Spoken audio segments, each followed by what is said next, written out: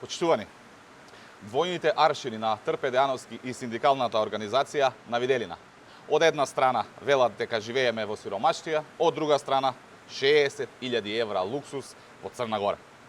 Наместо ваков настан да биде организиран во домашни туристички центри, со што средствата би останале во македонската економија, Дејановски одлучил синдикалните пари да завршат во странство, во луксусен туристички комплекс на Јадрановци. Трпе Дејановски добро знае да искористи позицијата претседател на синдикат со тоа што потрошил 60.000 евра пари на синдикалците за луксузирање во Црна Гора. Ова отвара сериозно прашање. Дали парите на синдикалците се користат за вистинска борба за работничките права или пак за скапи патувања, туристички аранжмани и настани надвор од Македонија. Затоа и ССМ паѓа со бројката на членови, а и со својот кредибилитет и легитимитет.